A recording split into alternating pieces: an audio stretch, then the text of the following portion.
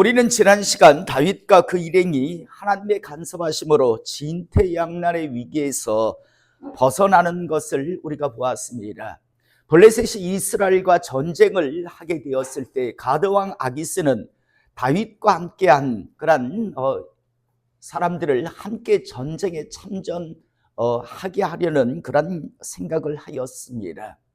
그런데 만약 이 전쟁에 다윗이 함께 참전을 하게 되면 이스라엘의 왕이 아니라 이스라엘의 절천지 원수가 되는 그런 상황, 그렇다고 또 전쟁에 참전하지 않겠다라고 하면 자신이 여지껏 아기스 왕에게 했던 모든 말이 거짓이라는 것이 들통나는 그런 상황이었는데, 오히려 다른 블레셋 방백의 왕들이 반대하는 바람에 큰 소리를 치며 그 위기에서 벗어나는 그런 모습을 저희들이 지난 시간 보았습니다.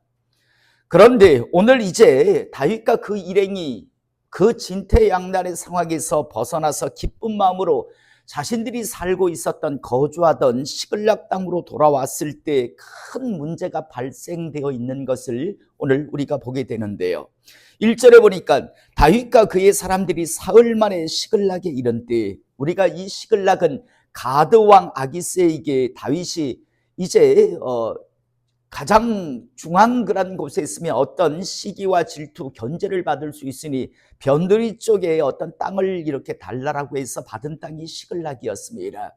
다시 말해서 다윗과 함께한 그런 이스라엘 사람들이 거주하던 새로 만든 마을이 이 시글락이라고 하는 마을인데, 사흘 만에 이제 전쟁에 어쩔 수 없이 참전할 수밖에 없는 상황이 돼서 이렇게 전쟁에 나갔다가 이제 다시 돌아온 그런 시간이 사흘이었습니다.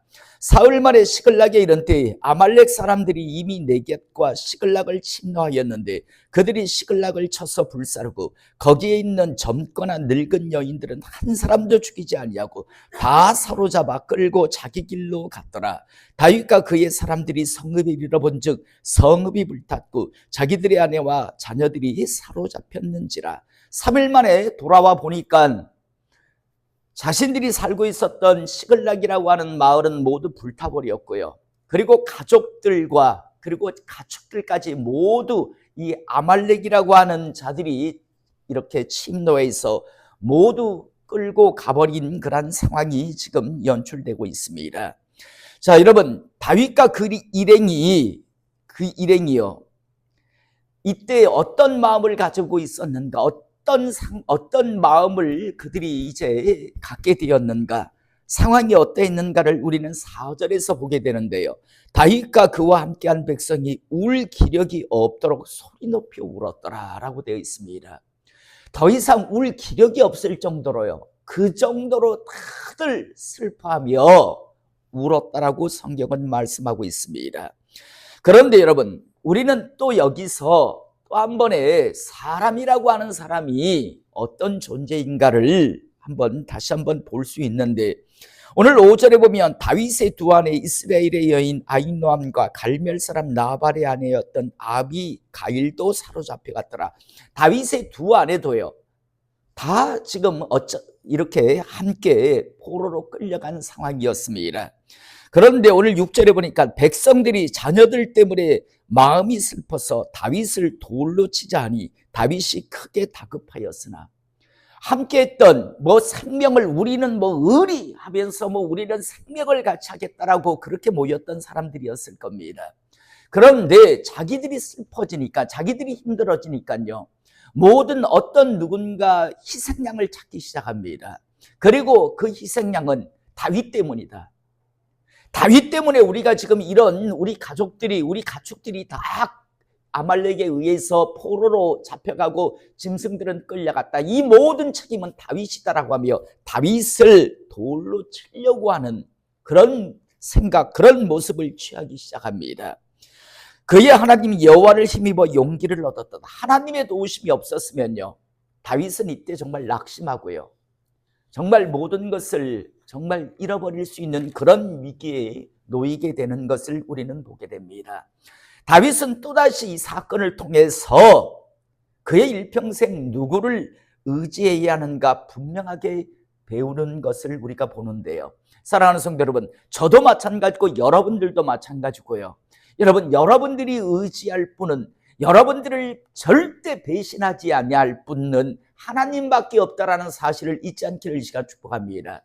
여러분, 우리끼리 서로 미워하고 의심하자라는 이야기가 아니라, 여러분, 사람은 자기에게 어떤 피해가 없을 때 그때는요 같이 뭐 의리도 이야기하고 서로 막 돕고 하지만, 자기가 이제 힘들어지거나 아니면 자기가 어떤 손해를 봐야 하는 상황이 되면 웬만한 사람들 아니고는요, 오늘 다윗과 함께 있던 바로 이 사람들의 모습을 똑같이 보입니다.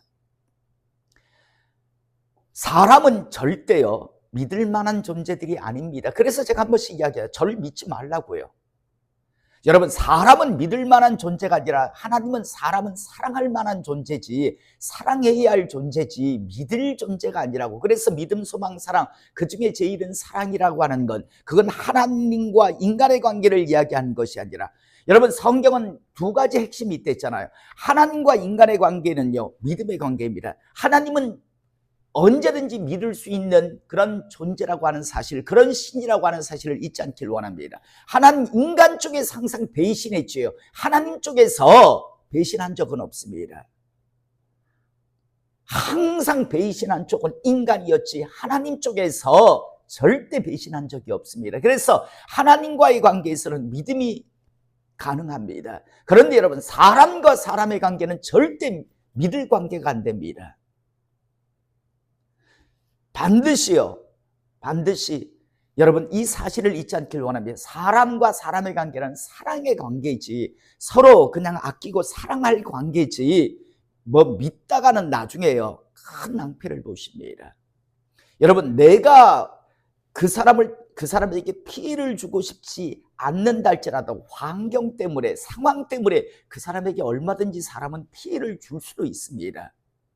그러므로 여러분, 항상 하나님의 사람의 믿음의 대상은 하나님이 되어야 한다는 사실을 잊지 않기를 이 시간 축복합니다. 여러분, 저는 왜 마리아를 믿는지, 왜 베드로를 믿는지, 왜 이만희를 믿는지, 왜 정명석이를 믿는지, 왜 사람들이 유명 목사를 믿는지 저는 이해를 못하겠어요. 왜 그 사람들을 추종하는지. 여러분, 그들도 여러분, 정강훈이라고 하는 사람이 자기 추종자를 배신 안 할 것 같습니까? 여러분, 이단의 왜 우두머리 짓을 하는 정명석이 같은 경우에도, 그죠? 만민중앙교회 누구더라? 갑자기 이재록이 얼마나 추잡하고 더러운 짓을 해요. 여러분, 우리 모두의, 저의 믿음의 대상은 하나님이고 여러분의 믿음의 대상은 하나님밖에 없다는 사실을 잊지 않기를 원합니다. 여러분, 다윗요, 여러분, 이 함께 모였던 600명 막 정말 뭐 형제보다도 더 끈끈한 것 같지만요, 자기들의 자식들이 끌려가고, 자신들의 아내가 끌려가고, 자신들의 어떤 뭐 어머니가 끌려가고, 자신들의 재산이 약탈당하고 나니까 다윗 죽이려고 달려들어요.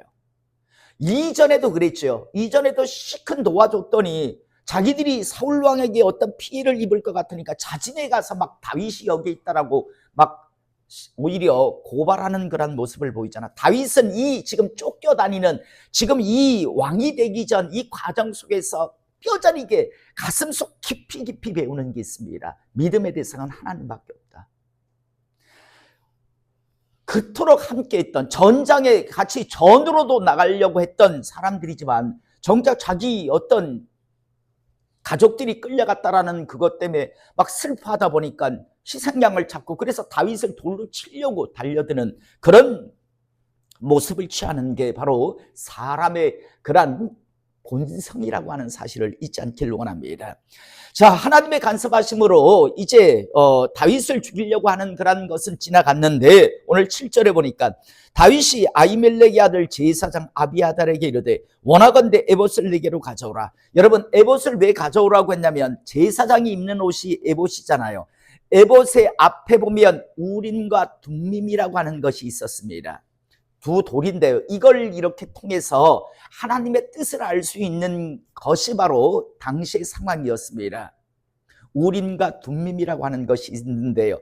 자, 아비아달이 에봇을 다윗으로 가져가며 다윗이 여호와께 묻자와 이르되 내가 이 군대를 추격하면 따라잡겠나이까니 여호와께서 그에게 이르시되 그를 쫓아가라. 내가 반드시 따라잡고 도로 찾으리라 라고 말씀합니다. 여러분, 구약에서는요, 하나님의 뜻을 아는 방법이 몇 가지 있는데, 첫 번째는 대제사장이 입고 있었던 우림과 둠밈이라고 하는 것을 던져서 하나님의 뜻을 아는 방법이 있었습니다. 또 기도에서 하나님 앞에 듣는 방법도 있었고요. 그 다음 세 번째는 뭐냐면 제비뽑기를 통해서 또 하나님의 뜻을 아는 방법이 있었습니다. 그런데 신약 시대는요, 우림과 둠밈은 더 이상 없습니다. 대제사장이 없으니까요. 우림과 둠밈이라고 하는 것은 사라졌습니다. 또 두 번째, 제비뽑기도 실은 사라졌습니다. 부끄러운 말이지만 우리 교단 총회장요, 제비뽑기로 뽑습니다. 성경적이라고 이야기합니다. 아닙니다. 명분입니다. 하도 금권 선거가요, 하도 막 난리를 지기다 보니까 비리가 너무 많다 보니까요, 그래서 이제 만들어낸 게 성경에 뭐 하나 끌어온 게 제비뽑기입니다. 그런데 여러분, 성령님이 이 땅에 오신 이후부터 신약시대는 제비뽑기는 더 이상 하나님의 뜻을 아는 방법이 아닙니다. 그냥 명분 이야기, 명분이죠. 여러분, 우리 교단의 총회장을 제비뽑기로 뽑습니다. 그러면요, 각 교회 장로님 뽑을 때 제비뽑기로 뽑아야죠. 각 교회 목사님 청문할 때 이력서 받아가지고 제비뽑기로 뽑아야죠. 맞잖아요. 그게 그렇게 성경적이면. 안 하거든요. 각 교회에서는 그렇게 안 해요. 총회장 뽑을 때만 그래. 그러면서 거품을 물어요. 성경적이라고. 생쇼입니다. 하도 비리가 난무하니까 어떻게 할 방법이 없다 보니까 그냥 그럴듯하게 포장을 한 거고, 그런데 거기에 뭐 제대로 알지도 못하는 사람들이 막 거품 물며 성경적이다. 그런데 더 웃긴 건 다른 교단도요, 또 제비뽑기 하겠다고, 성경적이네 하면서 제비뽑기 하겠다고 나오는 또 교단이 나와요. 참 웃긴 시대예요. 여러분, 일곱 집사 뽑을 때요, 하나님 집사 뽑을 때 제비뽑기로 뽑나요? 아니잖아요. 성령과 지혜가 충만한 사람을 갖다가 뽑지요. 구약에서는 하나님의 뜻을 아는 방법이 다양했습니다. 우림과 둠밈이라고 하는 것도 있고, 기도하는 방법도 있고, 또 제비뽑기를 통해서 하는 방법도 있습니다. 그런데 신약시대는 기도함을 통해서 하나님 앞에 하나님의 뜻을 구합니다. 여러분, 잊지 않기를 원하는데요. 자, 이제 다윗은 대제사장이 입고 있었던 에봇을 가져오라고 합니다. 그리고 나서 이제 하나님 앞에 기도를 하는데, 내가 이 군대를 추격하면 따라잡겠나이까라고 하나님 앞에 묻습니다. 그러자 하나님께서 말씀합니다. 그를 쫓아가라. 내가 반드시 따라잡고 도로 찾으리라. 여러분, 저는 우리 성도님들이 어떤 결정을 할 때, 여러분, 기대하지 않는 사람은 시도조차 안 할 겁니다. 그런데 여러분, 하나님 앞에 기도해서 하나님의 뜻을 구하시는 하나님의 사람 되시기를 이 시간 축복합니다. 에이, 막 기도한다가 들을 수 있겠어? 하나님이 말씀하시겠어? 그러면 그 사람은 죽을 때까지 단 한 번도 하나님의 뜻을 듣지 못합니다.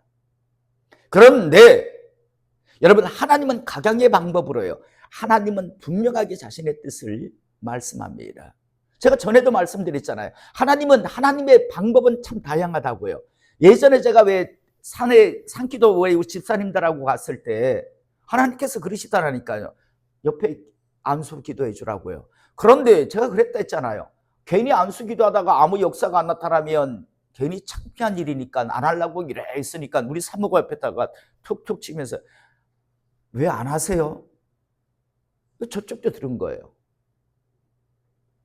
그래서 내가 뭐라고 했다고 했으면, 하나님이 당신에게도 말씀하시더라. 예, 하나님이 하시랍니다. 그래서 안수했더니 하나님의 그 막 강력함이 나타난 방언이 터지고 막 그때 그랬거든요. 제가 처음 부교역자 사역을 하기 위해서 어떤 두 군데 이력서를 넣었는데 한 군데는 청년회를 나한테 맡겨준다고, 한쪽에서는 아동부예요. 근데 내가 그때 40살이 넘었다고요. 그 청년회를 맡고 싶지, 그 조그만 애들, 얘네들 말귀도 못 알아들을 텐데, 그런 생각이 들어서 청년회 쪽을 가고, 양쪽이 다 됐다고 연락이 왔어요. 그런데 문제는 나는 내 욕심은 청년회를 맡고 싶었는데, 그런데 하나님께서 이쪽을 가라 하세요. 말씀을 읽는데 네가 내 말에 순종하면 내가 너와 함께 하겠다라고. 그래서 이쪽을, 하나님 말씀대로 이쪽을 선택했습니다. 그런데 그 이후에 하나님이 열어주시는 여러 가지 은혜가, 복이 있었어요. 그리고 또 배운 게 있어요. 제가 저쪽에 왔으면 청년회만 맡고 끝났을 거예요. 그런데 이쪽에 가니까 뭐 청년회도 맡을 수 있었고 학생회도 맡을 수 있었고 나중에 심지어 유치부까지 맡았어요. 내가 코 흘리게. 그런데 내가 제일 은혜 받은 부서는 유치부였어요. 유치부. 처음에 가니까요, 애들이 막 엉망이에요. 엉망이고 간식도 막 해가지고 다 흘려놓고 막 난리가 났어요. 막 큰 거 하나씩 다 막, 교회가 좀 부유하다 보니까. 그런데 가면 너무 한심해서 내가 그랬어요. 야, 여기 지금 마귀 귀신들이 막 득실득실 거리거든. 근데 너희들 이렇게 예배 드리면 다 먹혀. 그러니까 다음 주부터 앞에 앉아라고 이야기했어요. 그리고 저는 잊어버렸어요, 실은. 하도 엉망이라서 그 말이에요. 근데 다음 주일날 딱 갔는데 앞에 애들이 다 있어요. 쫙 앉아 있어요. 애들은 그대로 듣더라고요. 어른들은 안 들어요. 한번 당신 그러면 지옥 갑니다.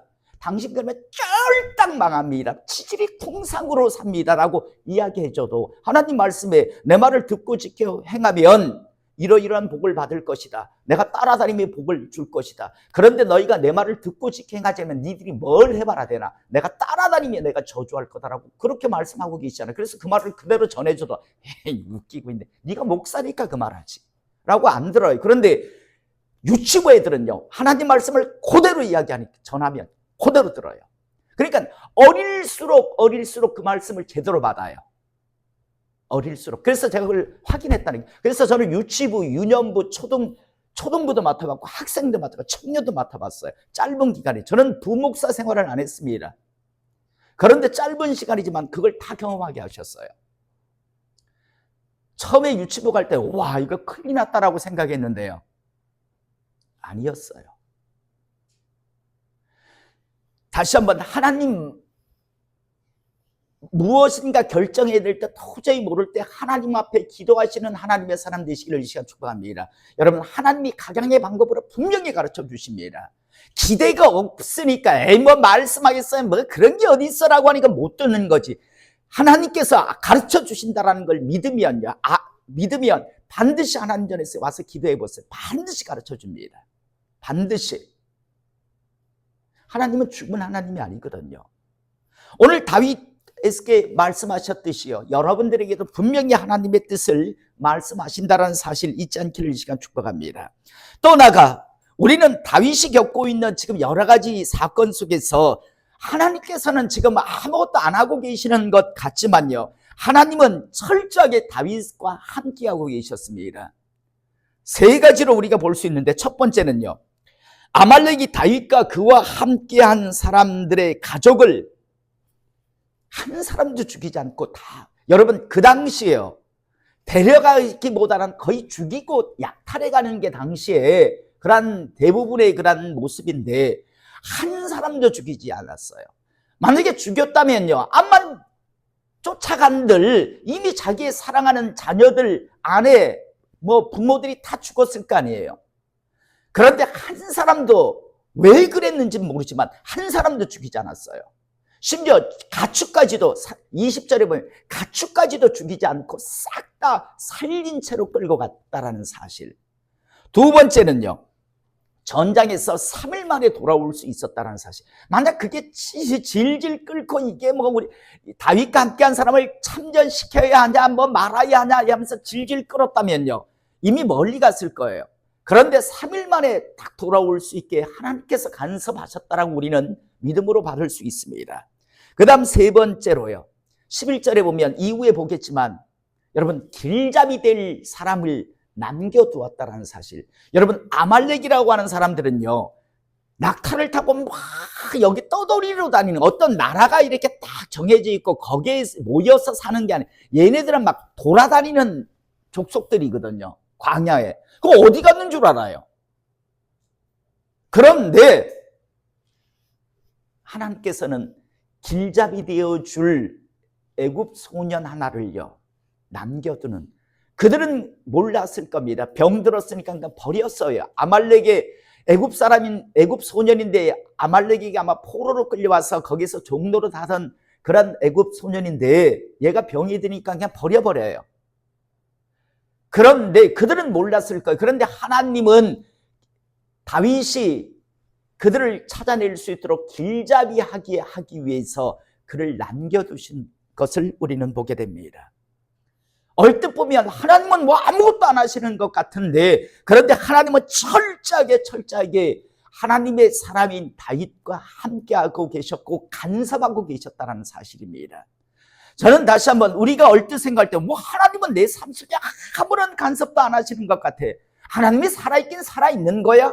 라고 생각할 수 있지만 여러분 철저하게 우리가 깨달지 못해서 그렇지 하나님은 우리의 삶 속에 하나하나 간섭하고 계시는 하나님이라고 하는 사실 잊지 않기를 원합니다. 다윗과 함께하고 계셨습니다. 그래서 이제 우리가 읽은 본문 말씀 뒤에 보면 결국은 찾아가요.